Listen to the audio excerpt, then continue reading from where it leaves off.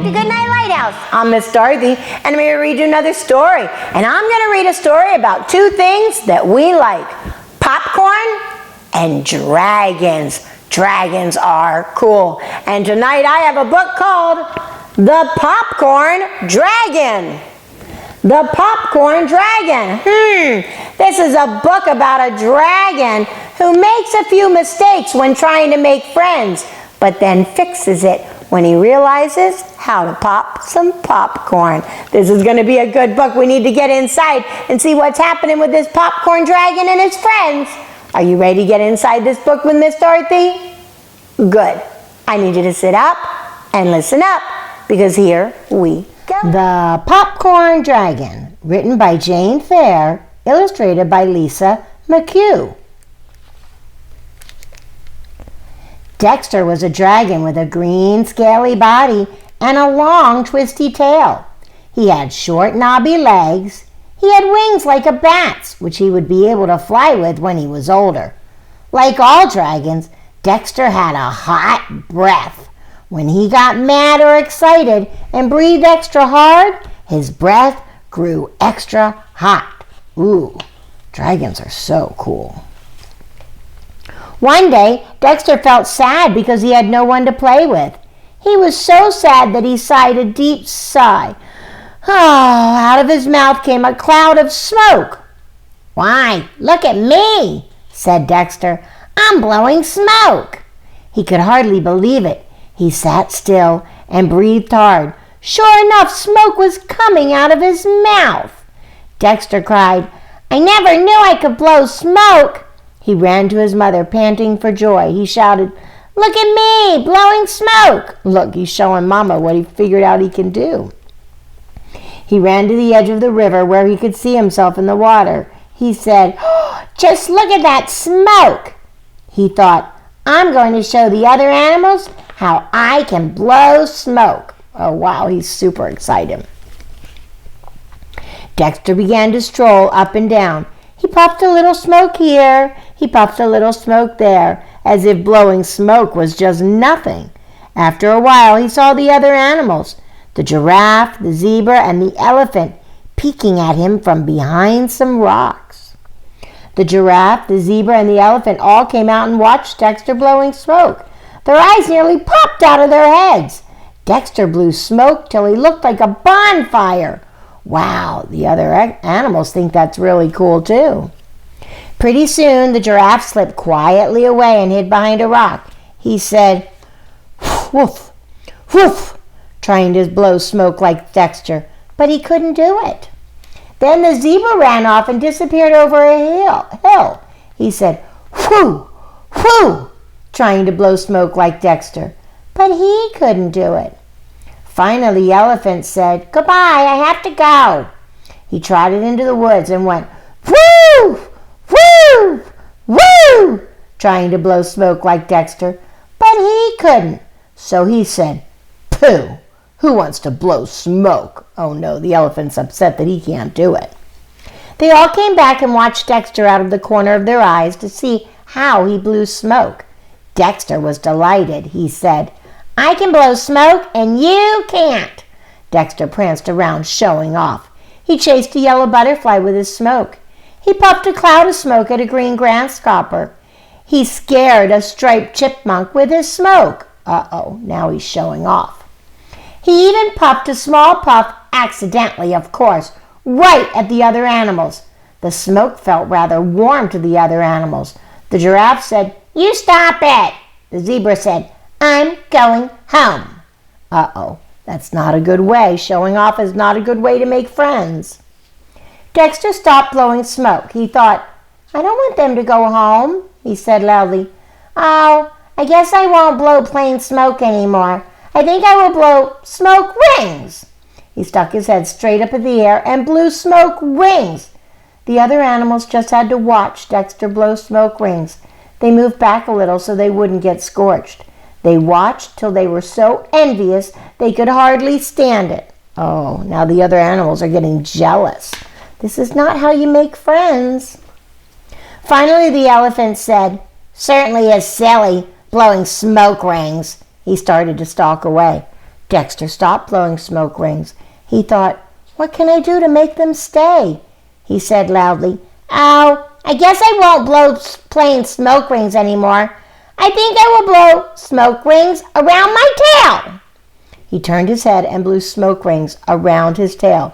He switched his tail this way and blew rings around it. He switched his tail that way and blew rings around it. Finally, he switched his tail so hard, he hit himself in the nose. The blow brought tears to his eyes. Dexter blinked quickly and said, see, I can even hit myself in the nose." Oh, things are not going well. The animals were so envious, not knowing how Dexter's nose hurt, that they couldn't bear to watch one more minute. The zebra said, "That Dexter is always showing off." The giraffe said, "We don't like him, do we?" The elephant said, "Come on, let's go." See, that wasn't the way to make friends. When Dexter saw the other animals actually going, he stopped blowing smoke rings. Suddenly, he remembered that he wanted someone to play with. He called out hopefully, "Want me to come with you?" The giraffe said, no, they didn't. Well, they're not being very nice, but Dexter was being too proud and showing off. Dexter watched them go. Then he went home and said to his mother in a forlorn voice, "I haven't got anything to do." His mother said, "Blow some smoke." "I don't feel like it," said Dexter. His mother said, "Go play with the other animals." "They won't play with me," said Dexter. "Then you must have been showing off," his mother said. Mother's going to try and teach him that's not how you make friends. Dexter wandered down the road to where the other animals were playing. He did wish he could play too. He sat down to watch. The zebra shouted, "We don't like you. Go away." Dexter was very sorry now that he had showed off. He had no one to play with. He was tired of blowing smoke. He wandered into a cornfield and lay down in the shade of the tall corn stalks. Poor Dexter. He watched a yellow butterfly flutter against the blue sky. He watched a green grasshopper hop on a blade of green grass. The butterfly and the grasshopper did not know or care how lonely Dexter felt. He could hear the far-off voices of the animals playing. The sun was warm. The sound of the insects and the far-off voices began to make Dexter drowsy. His eyes closed. He fell asleep. Dexter began to dream fireworks were going off. Then he dreamed the most delicious smell in the world. He woke up. He heard pop, pop, pop. "Popcorn!" cried Dexter. Right under his nose was an ear of corn that had fallen off the stalk onto the ground. Dexter's hot breath was popping the corn on the ear. Pop, pop, pop. The kernels came popping out. Dexter reached out and gobbled some. Crunch, crunch, smack, gobble, gulp. Good, said Dexter. He made popcorn accidentally by breathing on the corn. And now he's happy because popcorn's yummy. Soon the popcorn on the ground was all gone. Dexter wanted some more. He stood on his hind legs and pulled the husks off an ear of a corn stalk. Then, very carefully, Dexter breathed his hot breath on the ear of corn. Pop went the corn. Pop, pop, pop! The crisp white kernels fell in a shower. The popcorn smell began to drift through the air. The giraffe, the zebra, and the elephant stopped their playing. They said, popcorn! They put their noses up in the air and went sniff, sniff towards the smell. When Dexter looked up from his crunching, they were peeking around the corn stalks. Dexter swallowed the popcorn. He said quickly, "Have some?" He's going to share the popcorn.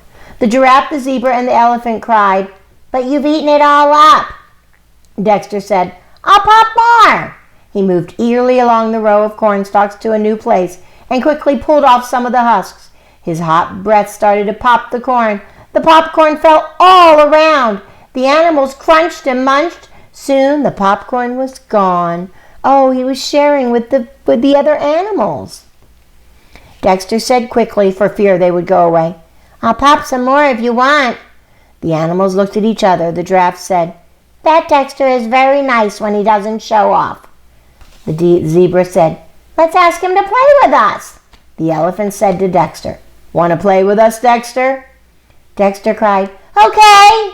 He was so delighted that before he knew it, he breathed a little hard and out came a cloud of smoke. But Dexter quickly turned his head to one side. "Oh, excuse me, please," he said politely. And when they had played until they were hungry, Dexter popped popcorn for everyone. Wow, good job, Dexter! Dexter learned an important lesson. Dexter wanted to play with some friends, but he was being a little proud. He was showing off. You know how he thought that he could blow smoke better than anybody else, and he kept showing off in front of his friends who didn't know how to blow smoke? That's not a really good way to make friends. But then Dexter got sad, and he went into the cornfield, and when he started snoring, popcorn started popping around him. And Dexter realized that he could use his smoke for something that could help his friends. And then he was nice to his friends. And he didn't try to show off. He just shared the popcorn with them. Good lesson for Dexter and a good book for us. I hope you like that as much as I do. I like any book about popcorn because I love popcorn. But it's not time for popcorn right now. It's time for us to pop into bed. I need all my little friends to get under their covers, get cuddled up, curled up, ready for a really good night's sleep.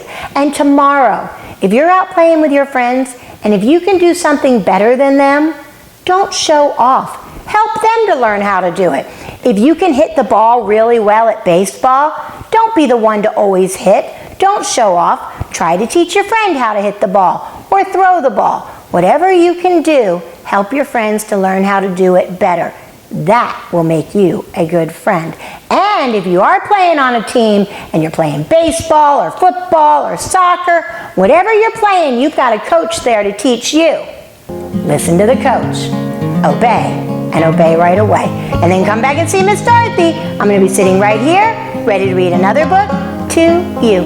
Bye! Thanks for reading with Miss Dorothy. I hope you enjoyed this book, and I hope you'll come back soon to read another. What's your favorite book? Drop Miss Dorothy a note and let me know. I'll go find it, and I'll read it to you. Be sure to subscribe, like, and share. I'll see you soon.